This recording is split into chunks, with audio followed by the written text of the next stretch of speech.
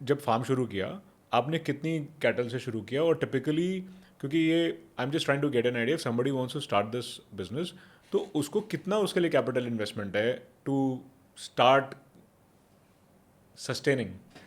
Okay, so इस industry का सबसे डे वन पे तो आपने 175 की नहीं होंगी, मतलब I am obviously assuming, right? It is a gradual process. I'll just add a small point before Himanshu takes this sure, question. हम सबसे गलत लोग हैं इस सवाल का जवाब देने के लिए कि कितना कैपिटल रिक्वायर्ड है। वो आगे हिमांशु आपको एक्सप्लेन करेंगे क्यों, कि हमने क्या सोचा और हमारे साथ क्या हुआ। तो यू नो दिस बिजनेस, इस बिजनेस के अंदर अच्छी बात क्या है कि आप ना बहुत कम अमाउंट से भी शुरू कर सकते हैं। आपके पास छोटा सा एरिया है, आप जिसको हमारा जैसे फार्म का सेटअप है, जिसको हम टिपिकली बोलते थे छोटा तबेला टाइप का सेटअप, आपने छोटा छप्पर वगैरह डाला, जिसको आप हिंदी भाषा में कहेंगे छप्पर डाला, आपने टीन वगैरह नहीं भी लगाया, आपने बांस वगैरह का बनाया, उसके ऊपर पराल वगैरह डाली, आपने नीचे 2 गायें खड़ी कर दी, आप उससे भी बिजनेस शुरू कर सकते हैं ये, क्योंकि तब आपके खर्चे भी कम है, तब आपका दूध प्रोडक्शन ऑब्वियसली कम होगा देन। और अगर आप जिस तरह हम करना चाह रहे हैं, हमने क्या करा है कि हमारा जो शेड है, अभी आज की डेट में हमारे पास 3 या 4 शेड अलग अलग बने हुए हैं विद इन दोज 6 एकर्स हमने जो बनाए हुए हैं। तो टिपिकली हमारे पास 300 साढ़े 300 के आसपास केटल्स ओवरऑल आ सकती हैं, जो अभी हमारे पास एग्जिस्टिंग इंफ्रास्ट्रक्चर है। ऑब्वियसली हमारे पास और लैंड है जिसके अंदर हम और शेड वगैरह बना सकते हैं। जब हमने शुरू किया था, हमारा इनिशियल थॉट प्रोसेस यही था कि प्रॉब्ली 1.5 CR में we should be able to generate the kind of revenue we are looking at, कि हम उस हिसाब से उतनी गायें लेके आएंगे। जैसे आपने एक क्वेश्चन पूछा, आपने कितने से शुरू किया? हमने भी एक ही गाय से शुरू किया था। नहीं, तो आपने बोला 1.5 करोड़ का हमने इन्वेस्टमेंट सोचा था, ये प्योर प्ले कैटल खरीदने के लिए कि लैंड वैंड मिला के बोल रहे हो आप? नो, हमने लैंड, हम एक्चुअली इस बिजनेस के अंदर अगर आपके पास पुश्तैनी ज़मीन है तो आप कर सकते हैं, otherwise it is better to go in for a rental. क्योंकि आपने रेंटल से शुरू किया? हमने रेंटल से शुरू किया, क्योंकि आप टिपिकली अगर आप 5-6 एकड़ अगर आप लेने जाते हैं तो वो typically in and around Greater Noida या Noida that will cost you anything between 20 to 25 CR।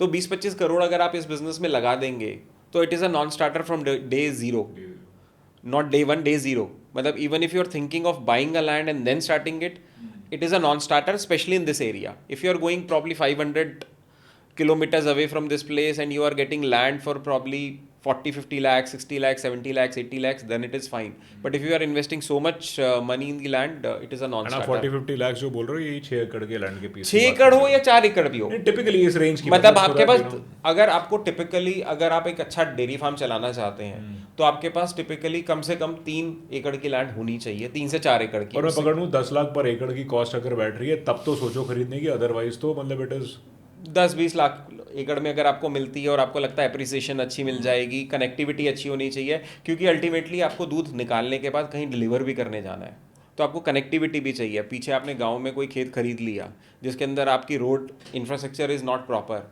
तो आप सर्दियों में, बारिशों में आप बाहर ही नहीं निकल पाएंगे उस प्लेस से। आपको दूध रोज़ लेके जाना है, क्योंकि दूध रोज़ सुबह निकलेगा, शाम को निकलेगा, ultimately you have to go. आप उस दूध को रख नहीं सकते, क्योंकि रोज़ दूध देना है, रोज़ दूध निकलेगा, रोज़ आपको बेचने जाना है। तो आपको वो आप ऐसा नहीं कर सकते कि चलो बारिश आ रही है 4 दिन बाद हम दूध लेके चले जाएंगे, तब तक वो ख़त्म हो जाएगा। तो आपको वो भी चीज़ देखना बहुत ज़रूरी है कि अगर आप जहाँ पे फार्म डाल रहे हैं वो ऐसी लोकेलिटी में हो कि वहाँ से आपका डिलीवरी आसान हो। मैं ये नहीं कह रहा कि इट हैज़ टू बी कि वो 50 किलोमीटर के अंदर अंदर हो या 100 किलोमीटर के अंदर अंदर हो किसी बड़ी सिटी पे, वो 400 किलोमीटर दूर भी हो सकता है, लेकिन फिर आप वो मैनेज कर पाएँ कि 400 किलोमीटर आप जाके वहाँ पे मैनेज कर रहे हैं और वहाँ से डिलीवरी आप अगर डेली एनसीआर में करना चाहते हैं तो 300 किलोमीटर से आप खुद ही सोचिए कि 300 kilometre on a daily basis अगर आप डिलीवरी कर रहे हैं तो बहुत ही ज़्यादा मुश्किल काम है। ऐसी कंपनीज़ हैं जो 100-150 किलोमीटर से डिलीवरी कर रही हैं, लेकिन अल्टीमेटली दे ऑल्सो फेल और दे ऑल्सो फील वेरी मतलब चैलेंजिंग कि वो रोज़ की रोड 150 किलोमीटर से डिलीवर करना आसान नहीं है। So one point I have taken a note कि लगभग हम 10 से 20 लाख रुपए पर एकड़ की कॉस्ट पकड़ते हैं, और अगर एप्रिसिएशन अच्छी है तब तो सोचो लैंड लेने की, अदरवाइज लीज मॉडल पे it is a good better है। नंबर 2, आपने जो कि बोला कि connectivity is a very very important thing. So हमें गडकरी जी को बोलना चाहिए कि सर ऐसे हाईवे और बनाते रहो ताकि business become sustainable for everybody, right? So connectivity is a major thing. तो आपको इलेक्ट्रिसिटी सप्लाई कितनी रहती है टिपिकली 24 घंटे में से? तो हमने क्या करा, इसके लिए हम सॉल्यूशंस ढूंढने पड़ते हैं। तो इसके लिए Himanshu came up with this idea कि सुब्रत एक काम करते हैं, जब हम लोग इस इंडस्ट्री में हैं ही and we have a long view कि हम लोग इस इंडस्ट्री में रहने वाले हैं लंबे समय तक, तो why don't we get into biogas production? Biogas का प्लांट लगाते हैं, गोबर हमारे फार्म पे इतना सारा हो रहा है, तो बायोगैस प्रोड्यूस करते हैं और अपना बिजली खुद जनरेट करते हैं, विच वॉज अ फैंटास्टिक तो आपने आइडिया। मतलब पीछे से सप्लाई नहीं, सप्लाई हमारे पास अभी भी आती है, आती बट है। क्या है, जिस इंडस्ट्री में आप होते हो ना, आप हर चीज़ का बैकअप बना के चलते हैं। Correct. So just to increase that backup and secondly आप और सस्टेनेबल हो जाओ और एफिशिएंट हो जाओ, आपने बायोगैस प्लांट लगा लिया। हमने बायोगैस का प्लांट भी लगाया है सर, हमने सोलर का प्लांट भी लगाया हुआ है, सोलर पैनल्स भी लगे हुए हैं, उसके बाद हमारे पास जनरेटर्स भी हैं, उसके बाद सरकार से बिजली का पूरा लिया हुआ है, सारा हम लोगों ने अपने पैरामीटर्स लगे हुए हैं। बट एक बात बताओ, ऐसे आपने जब ये बिजनेस प्लान किया, apart from the government supply और द पावर बोर्ड से जो सप्लाई आ रही है, आपकी कितनी सप्लाई यूनिट आपके ये बाकी अरेंजमेंट्स की वजह से आप अरेंज कर पाते हो? सो कितना, मतलब टिपिकली आप कितना % ऑफ बिजनेस और अपने ऑपरेशंस अपनी सेल्फ जनरेटेड से कर पाते हो? तो प्रॉब्ली आज की डेट में हमारे फार्म पे 80% ऑफ आर जो हमारी बिजली की रिक्वायरमेंट है वो हमारी बायोगैस से पूरी हो जाती है। फैंटास्टिक। और ये बायोगैस प्लांट की ROI क्या होती है, कितना टाइम होता है इसका? क्योंकि मतलब अगर 80% है, it's a very good figure, but एक कैपेक्स इन्वेस्टमेंट रही होगी, इसकी ROI क्या होती है? तो टिपिकली जो आपका एक बायोगैस होता है उसका typical ROI would be anything between 3 to 4 years depending on आपकी यूसेज कितनी है। और उसका लाइफ स्पैन कितना होता है बायोगैस प्लांट का? लाइफ स्पैन तो 15 से 18 साल होता है अगर आप उसको ढंग से मेंटेन करते हैं, लेकिन 12-14 साल तो कहीं पर भी नहीं जाता। तो मतलब उस हिसाब से देखा जाए तो 3-4 साल के बाद बिजली मुफ्त हो जाती है। बिजली मुफ्त हो जाती है डेफिनेटली। तो अभी मतलब अभी नंबर यही है कि 70 के आसपास का, अगर गर्मियों में, हम टिपिकल गर्मियों की बात कर रहे हैं, 70 आप जो बोल रहे हो क्या? 70,000 अ मंथ। ओके। मोटा मोटा हमारा जो बिल आया करता था वो 15-16 हज़ार के आसपास रह गया है। गर्मियों में थोड़ा सा बिल ज़्यादा हो जाता है। आपको जो पीछे से सप्लाई जो आती है पावर की, इसमें आपको ये किस दर के अंदर आती है? Is is a subsidize rate for this business? Because ये एग्री बिजनेस है या कुछ है, उसकी वजह से कोई सब्सिडी होती है? No, we are not getting any subsidy, it is a industrial rate which is available to everybody. गांव में आपका हमारा कमर्शियल यूनिट ही लगा हुआ है और उसी के नाम पे आती है। अगर आपने वहाँ पे प्रोसेसिंग प्लांट लगाया हुआ है तो आपको कमर्शियल यूनिट ही लेना पड़ता है। तो मतलब जो टिपिकल धारणा है ऐसी कि फार्म लैंड है, फार्म लैंड पे टैक्स फ्री इनकम तो होती है, लेकिन उसके अलावा बिजली पानी सब फ्री होगा? नहीं, ऐसा कुछ नहीं है। हमें अगर रूरल की, वहाँ पर अगर आप रूरल वाला भी वो लगा सकते हैं, लेकिन रूरल के अंदर क्या है कि आपको 3 से 4 किलोवाट से ऊपर का आपको कनेक्शन नहीं मिल सकता। ओके। तो अगर आपको उससे ऊपर का कनेक्शन लेना है तो हमारा जैसे 18 किलोवाट का कनेक्शन है तो वो आपको लेना ही कमर्शियल में पड़ेगा और कमर्शियल यूनिट ही यूटिलाइजेशन होगा उसमें। So when it comes to packaging, as you said, कि storage is a major cost, maintaining. So first is electricity, then is storage. Storage में बहुत ध्यान देना पड़ता है कि दूध खराब ना हो जाए, मेंटेन करना पड़ता है, टेम्परेचर के साथ साथ लोगों को केयरफुल रहना पड़ता है। देन इज प्रोसेसिंग, पैकेजिंग का मतलब प्रोसेसिंग एंड पैकेजिंग। क्या स्टेप्स होते हैं प्रोसेसिंग में? सो जैसे आपका दूध आया, सबसे पहले दूध आता है बल्क मिल्क कूलर, चिलर में, ठीक है। दूध ठंडा होता है। देन पैस्चराइजर लगा होता है, वो पैस्चराइजर के थ्रू निकलता है, दोबारा उसके बाद चिलर में जाता है दूध दोबारा। पैस्चराइजर आप समझते हैं राइट? पैस्चराइजेशन जहाँ तक मैंने पढ़ा था बचपन में, इट इज़ बेसिकली आपने एकदम से दूध को गर्म किया एंड सडनली उसको फ्रीजिंग पॉइंट पे डाल दिया, राइट? तो क्या आप लोगों के ग्रेड पे कुछ अलग होता है क्या? नहीं, यही होता है। काइंड ऑफ यही होता है। करेक्ट। दूध को पैस्चराइज करने के लिए दूध को मशीन से निकाला जाता है, जिसमें दूध को गर्म किया जाता है एक फिक्स टेम्परेचर पे, जिसमें कि बैड बैक्टीरियाज हम लोग किल कर दें। और उसके बाद फिर वो दूध ठंडा किया जाता है। जब वो दूध 4 डिग्री के बिलो आ जाता है, उसके बाद वो बॉटल पैक या पाउच पैक, जिस तरह से जो आप किसमें करते हो? So right now we are into bottle packaging. Eventually the idea is bottle packaging तो रहेगी, we will get into pouch packing as well. But why did you decide कि बॉटल पैकेजिंग में जाएंगे हम? नथिंग कि क्यों जाएंगे, मतलब जिस एरिया में हम रहते हैं, जब आप कोई बिजनेस शुरू करते हैं, यू आर मोस्ट कंफर्टेबल वहाँ डिलीवर करने में, क्योंकि आपको पता है आपकी एक मार्केट बनी हुई True, है, correct. लोग आपको जानते हैं, they will immediately take it, they will support you. तो वहाँ पर बॉटल पैकेजिंग का चलन ज़्यादा था। Okay. Bottle packaging So you went with the customer need कि आपको लगता है यहाँ से एक्सेप्टेबिलिटी मेरे को वेरी मिलेगी ऑनेस्टली मैंने। We went with the customer need. आज एक्सपेंशन का दौर है, अब हम एक्सपैंड करना चाह रहे हैं, तो हम पाउच पैकेजिंग में भी जाएंगे, बिकॉज आपकी फ्रेट कॉस्ट कम हो जाएगी। फ्रेट कॉस्ट कम होगी, मतलब कस्टमर रीच बढ़ जाएगा।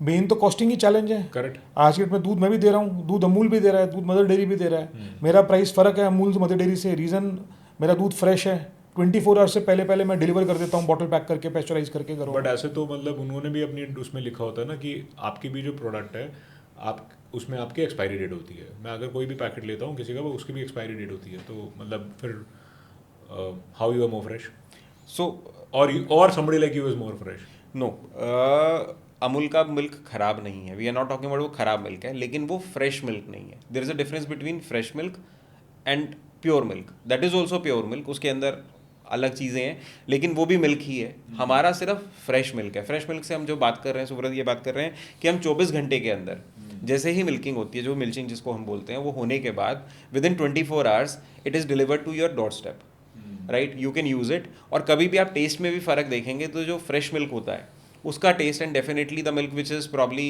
10 days old, 15 days old, even 30 days old, वो उसका बहुत क्वालिटी अलग होगा. उनका हमारा दूध क्या होता है कि फ्रेश है, हमारा जैसा दूध निकला हमने उसको किया, स्टैंडर्डाइजेशन नहीं करते जैसे अमूल करता है. तो हमारे मिल्क के अगर आप पूरे साल में भी देखेंगे तो टेस्ट में हल्का फुल्का फ़र्क आता है. जैसे कस्टमर कहता है कि आज आपका दूध अलग क्यों लग रहा है, वो वेदर के हिसाब से हमारा मिल्क हल्का फुल्का टेस्ट में अलग लगता है. कोई भी फार्म मिल्क अगर आप उठाएंगे वो अलग लगता है, क्योंकि हम स्टैंडर्डाइजेशन नहीं करते. जो मिल्क आया आपने उसको प्रेशराइज किया, पैकिंग किया और डिलीवर कर दिया. अमूल वगैरह स्टैंडर्डाइजेशन करते हैं. हाँ, वो क्योंकि उनकी प्रोसेसेस होती हैं जिसकी वजह से उनको स्टैंडर्डाइज करना पड़ता है. पर जो उनके टेस्ट में फ़र्क नहीं आता है ड्यूरिंग द सीजन, और आपके स्केल में या आपकी प्रोसेसेस से जो भी बिजनेस चल रहे हैं उनमें जो फ़र्क आता है, that is the reason. That is the only reason, because हमारी फ्रेश मिल्किंग हो रही है और वही दूध जा रहा है जैसा दूध निकल के आ रहा है. तो मिल्क का हल्का फुल्का टेस्ट आपके चारे से भी फ़र्क पड़ता है, क्योंकि थ्रू आउट द ईयर आपको एक जैसा चारा नहीं मिलता. आज आप हो सकता है उसको मक्का खिला रहे हो, कल आप उसको गन्ना खिला रहे हो, तीसरे मंथ में हो सकता है कुछ और खिला रहे हो. उस वजह से थोड़ा सा टेस्ट में फ़र्क आ जाता है, जिसकी वजह से कस्टमर को ही थोड़ा सा हमें भी एडुकेट करना पड़ता है कि आप समझो जब आपके पास फ्रेश मिल्क आ रहा है तो उसके टेस्ट में हल्का फुल्का फ़र्क आएगा depending on the weather.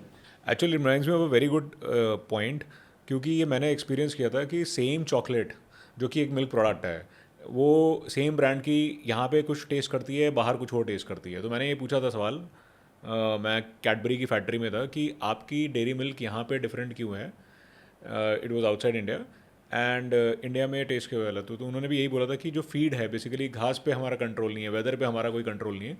So these are the factors which result. Now electricity की हमने बात कर ली ऑपरेशनल कॉस्ट में, कि invest in your own sustainable sources, क्योंकि उससे, जैसे बायोगैस प्लांट की आप बात कर रहे हो, क्योंकि आपका लॉन्ग टर्म में the ROI will be very very good, right. So this is as far as your business. Any other business?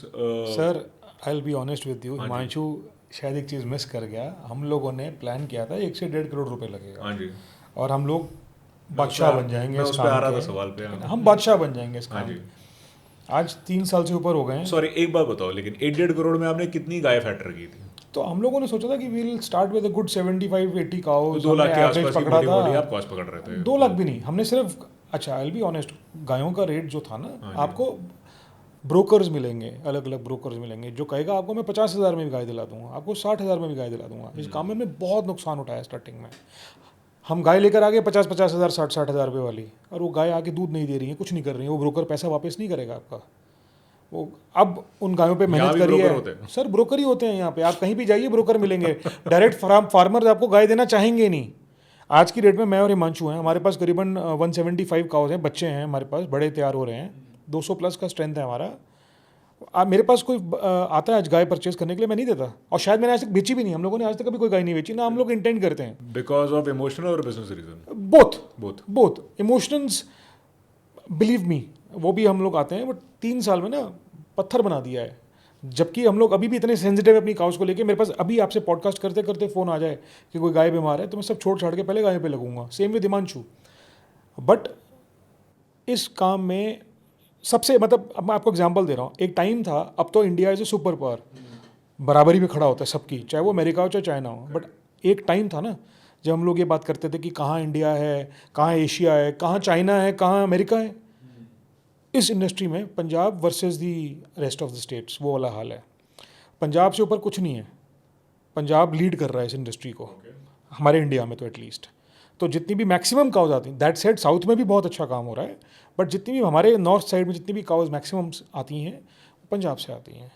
तो पंजाब में ब्रोकर्स हैं जो गाय वाय दिलवाते हैं. तो हमने जैसे 1.5 करोड़ का अगर बजट एलोकेट किया था, तो हम सोच के चल रहे थे 70-80 लाख की गाय आएंगी, 30-40 लाख का सेटअप हो जाएगा. रेंट वेंट का हम लोगों ने 2 साल का पकड़ लिया था. साथ में हम लोग अपना थोड़ा BMC वगैरह लगाएंगे, फ्रेश मिल्क सप्लाई करेंगे. आज 3.5 साल हो गए हैं, हमारा 6 करोड़ से ऊपर लग चुका है इस काम में. आप विश्वास करिए, हिमांशु ने इस काम के चक्कर में पहले अपना घर बेचा एक, इसके पास एक, इसने अपना सेविंग करी हुई थी, इसने अपना वो फ्लैट बेचा, उसके करीबन 9 महीने 10 महीने के बाद फिर मैंने अपना एक फ्लैट बेचा, क्योंकि हम सोच के चल रहे थे, हम कोई ऐसा तो है नहीं कि हमने बहुत पैसा बनाया हुआ था, बेसिक लोग थे, फैमिलीज़ का बैकग्राउंड भूल जाइए, बट हम बेसिक लोग थे, अपना जो हम लोग लाइफ चला रहे थे, जो सेविंग्स करी थी सब लगा दिया आज इस काम में। 6 करोड़ लग चुके हैं और अभी भी इसका अंत नहीं है। आज भी हम लोग सोच रहे हैं कि अब हम फंडिंग रेस करें और हम लोग और पैसा रेस करें, काइंड ऑफ थोड़ा बहुत लोन्स होंगे हमारे ऊपर, बट बैंक से लिए लोन्स होंगे। वो लोन अलग है। हाँ, बूट स्ट्रैप्ड है, खुद लगाया सारा, खुद कड़ा किया सारा। आज भी हम लोग, इनफैक्ट आपके पॉडकास्ट स्टार्ट होने से पहले मैं और हिमांशु आ रहे थे जब बात कर रहे थे कि यार अभी भी कहीं से हम लोग 40-50 लाख से अब हम और लास्ट करें ना, ये लास्ट इफेक्ट्स हैं, बिकॉज कुछ छोटी छोटी चीज़ें रह गई हैं, and then will be sorted, फिर फुल ऑन मार्केटिंग और फिर हम लोग पूरा रिटेल में जाने की बात करेंगे। तो डिपेंड करता है सामने वाले की हंगर के ऊपर या कितना वो करना चाहता है। जैसे हिमांशु ने कहा, काम तो 10 लाख में भी हो जाएगा, अब 2 गाय ले आओ, घर से शुरू कर लो, धीरे धीरे बढ़ाते रहो, बट उसके लिए फिर आप इस इंडस्ट्री में सिर्फ पार्ट टाइम कर रहे हो, 2 घंटे 3 घंटे का काम आप जॉब कर रहे हो। बट अगर आप उसको फुल टाइम बनाना है और आपको एक्चुअली में चाहिए कि मेरा एक लाइफ लॉन्ग बिजनेस बन जाए, तो उसके लिए इसके कोई अंत नहीं पैसे की, जितना मर्जी पैसा लगा लो। आप मेरे को आज 10 करोड़ दे दो, मैं 10 करोड़ का भी और मैं और डाल सकता हूँ 10 करोड़ इसमें, मैं और गाय ले आऊँगा, मैं और बड़ा बन जाऊँगा, इसका अंत कुछ नहीं है। But can start with 5 lakhs 10 lakhs basic amount. But as a industry, it is a very heavy capex heavy industry that way. Unfortunately इस इंडस्ट्री के अंदर ना, क्या कहते हैं, कुछ इंडस्ट्री होती हैं जो कैपेक्स ज़्यादा लगती हैं, कुछ होती हैं जो सिर्फ लेबर इंटेंसिव होती हैं। हमारी इंडस्ट्री क्या है, कैपेक्स इंटेंसिव भी है और लेबर इंटेंसिव भी है, हैविली लेबर इंटेंसिव है, क्योंकि आज की डेट में ऑटोमेशन हो रही है धीरे धीरे। हमारे यहाँ पर भी होता है कि मशीनों से मिल्क निकलता है, लेकिन तब भी आपकी जो रिलायबिलिटी ऑन लेबर है दैट इज़ प्रीटी हाई, क्योंकि आप समझिए ये बिज़नेस इतना आसान नहीं है करना, और यहाँ पर लेबर मिलना भी इतना आसान नहीं है, क्योंकि ये ना 24 घंटे का काम है। आपको होली दिवाली पे लोग छुट्टियां मांगते हैं कि हम घर चले जाते हैं। हमारे यहाँ पर तो रोज़ गाय ने सुबह भी शाम को दूध देना है, सुबह भी देना है, शाम को भी देना है। हमारे यहाँ पर छुट्टियां मिलना मुश्किल है। हमारे यहाँ पर रोज़ का काम है, जैसे वो कहावत होती है ना, रोज़ कुआं खोदो रोज़ पानी पियो, वही वाला हिसाब है इस इंडस्ट्री के अंदर कि आपको हम मैन पावर थोड़ी ज़्यादा रखते हैं कि भाई कल को किसी को छुट्टी चाहिए तो, लेकिन यहाँ पर लेबर मिलना भी मुश्किल है, लेबर को रिटेन करना भी उतना ही मुश्किल है। और हमारा केपेक्स इंडस्ट्री भी है, क्योंकि केपेक्स इन द सेंस आपको काफ़ी ज़्यादा इन टर्म्स ऑफ गायें बहुत ज़्यादा महंगी हो गई हैं। पहले गायें जो शायद हमने जब अभी नहीं शुरू किया, मतलब जो 7-8 साल पहले किसी से बात हो रही थी कि 7-8 साल पहले वो कह रहे थे जी 50,000 में भी बहुत अच्छी गाय मिल जाती थी। आज की रेट में वो 50,000 में नहीं मिलती, 1.5 लाख में मिलती है या 1.25 लाख रुपए में मिलती है। रीज़न बहुत कम लोग हैं जो अब इस डेयरी इंडस्ट्री में आना चाहते हैं, क्योंकि जो इस तरह का प्राइसिंग मिल रहा है मार्केट में, बहुत सारे लोग बाहर जा रहे हैं इस मार्केट से। और ये ऐसा बिजनेस है कि एक लेवल के आने के बाद ही आपको प्रॉफिट दे सकता है। आप 10 गाय रख के प्रॉफिट नहीं कमा सकते इस बिजनेस से। ये तो एक बात बताओ, on the business aspect, these are my 2 final questions for you. Number 1 इज कि अगर इतनी प्रॉब्लम है तो व्हाट इज द मोटिवेशन, क्यों करते हो ये बिजनेस? मतलब ultimately business has to be good on books, right? थोड़ा let's cover that aspect, number 1। Number 2, अभी आई अंडरस्टैंड कि आप B2C एंड B2B दोनों हैं। I want you to share कि आपकी ग्रोथ कैसी हुई 3 साल में और आगे आपके एक्सपेंशन प्लान्स क्या हैं? सो अगर हम बात कर रहे हैं कि हम इंडस्ट्री में क्यों हैं, आपको वो रीज़न हमने पहले ही बताया था। नहीं, देखो, एक किसी भी इंडस्ट्री के अपनी अपनी एक प्रॉब्लम्स होती हैं, लेकिन ये इंडस्ट्री ऐसी है कि ना कभी भी आपके ये चलने वाली इंडस्ट्री है, इन द सेंस दूध की रिक्वायरमेंट हमेशा रहेगी, रहती आई है और हमेशा रहेगी भी। तो ये इंडस्ट्री के शुरू के 4-5 साल आर वेरी क्रूशल टाइम। अब हमारे पास, आज हम जिस स्टेज पे हैं, अभी हमारे पास जब हम गाय वगैरह लेके आए थे, हमारे पास बच्चियाँ नहीं थी, हीफर जिसको हम बोलते हैं, जो खुद प्रेग्नेंट होती हैं। तो अब 3-3.5 साल बाद हमारे यहाँ पर गायों ने बच्चा देना शुरू किया है। अब वो बच्चियाँ भी इतनी बड़ी हो गई हैं कि वो भी प्रेग्नेंट होना शुरू हो गई हैं। तो अभी अगले 1.5-2 सालों में हमारे पास ऐसा होगा कि हमारे पास खुद के ऐसी बच्चियाँ होंगी जो वो गाय बन गई हैं, उन्होंने अपना बच्चा दे दिया है। तो प्रॉब्ली जो हमारी स्ट्रेंथ आज की डेट में 150 है, इन नेक्स्ट 1 ईयर 1.5 ईयर्स वो बढ़ के आपकी 200 पहुंच जाएगी, फिर 200 से 250 पहुंच जाएगी, 250, तब हमारी कैपेक्स लगनी बंद होगी इन terms of guy purchase.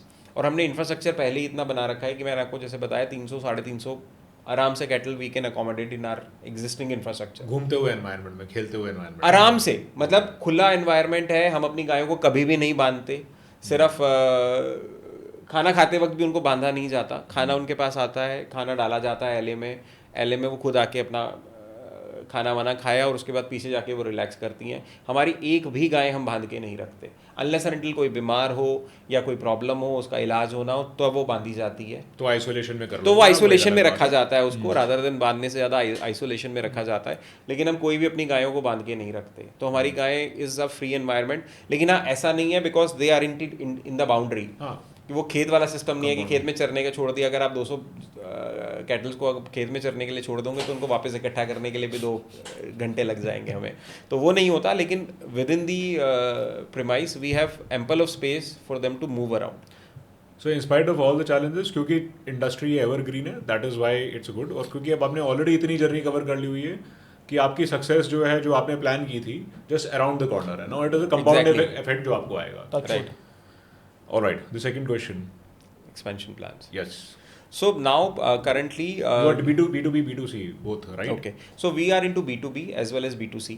B2C we started a year back. अब हमारा फोकस कितना स्प्लिट है आपका B2B वर्सेस B2C का? आज की डेट में हमारा प्रॉब्ली 20-80 के आसपास, 25-75 के आसपास होगा। तो 25 is B2C? B2C and 75 is B2B as of now. But we want to change it. हम प्रोडक्शन बढ़ाना चाहते हैं, हम दूध ज़्यादा करना चाहते हैं। हम ये चाह रहे हैं कि नेक्स्ट 1 ईयर हमारा जो B2C वाला सेगमेंट है, that should be around 40-50% of our total production. 50-50 पे आप लाना चाहते हैं? 50-50 करना चाह रहे हैं, और obviously will try to grow it. हाँ, हम अपना B2B बिजनेस को थोड़ा सा रिस्ट्रिक्ट करना चाहेंगे कि जो अभी लेवल पे है उससे जितना थोड़ा बहुत बढ़ाना चाहते हैं, लेकिन we want to focus more on B2C business as of now. तो इसीलिए जैसे हम बात कर रहे थे कि अभी हम बॉटल पैकिंग वगैरह कर रहे हैं। बॉटल के अंदर एक लॉजिस्टिक चैलेंज है, हमेशा रहेगा, क्योंकि बॉटल की एक लिमिटेड कैपेबिलिटीज़ की आप कहाँ तक डिलीवर कर सकते हो और कितना एक क्रेट में लेके आप जा सकते हैं। जो आपका पॉली पैक होता है उसको आपको डिलीवर करना बड़ा आसान है, आपको रिवर्स लॉजिस्टिक्स नहीं करना पड़ता। Exactly, मतलब बॉटल वापस फिर करोगे क्या उसका? बहुत बड़ा चैलेंज है। Reverse logistics is a big challenge. Bottle टूटती बहुत है। जैसे आपको एक बॉटल, अगर हमारी प्रिंटिंग के बाद बॉटल कॉस्ट करती है 35 to 40 रुपीज़, अगर आपने वो बॉटल तोड़ दी, कस्टमर एज अ कस्टमर हमने, अगर वो बॉटल टूट गई तो बॉटल कभी रीयूज़ नहीं हो सकती, और charging from a customer is a difficult task. Bottle आप वापस भी नहीं ले रहे हो? वापस लेते हैं हम, बॉटल वापस लेते हैं, वो सैनिटाइज होती हैं, धुलती हैं और वो वापस सप्लाई में जाती हैं। Okay. So that is what we started with, right. अभी हम थोड़ा सा कोशिश कर रहे हैं कि उसको थोड़ा सा पॉलीपैक भी इंट्रोड्यूस करने की, वो बहुत जल्दी हो जाएगा। That is one expansion plan, and there are few other things which we are targeting कि थोड़ा B2B में हम एक कंपनी को बहुत ज़्यादा सप्लाई कर रहे हैं, फिर हम पॉलीपैक में we are. Can you mention what is the company's name? No, it is a big FMCG company in rather one of the biggest अच्छा, FMCG companies. मतलब हम सब ने उसका कुछ ना कुछ खाया हुआ है। Definitely 100% sir. All right. It is 100%. So they have, and it gives a It's an Indian validation. company? Yeah, it is an Indian company. It gives a validation as well. Reason being, उनके अपने strict parameters होते हैं किसी भी company के। अगर आप एक FMCG कंपनी, बड़ी FMCG कंपनी या FNC कंपनी को अगर आप दूध सप्लाई करते हैं और आपका दूध वहाँ पे एक्सेप्ट होता है, तो that gives you a validation that you are giving a quality milk to those guys. अगर मेरे घर पे कभी मिल्क आता है, मुझे नहीं पता, मैंने कभी उसकी टेस्टिंग करी होगी, राइट।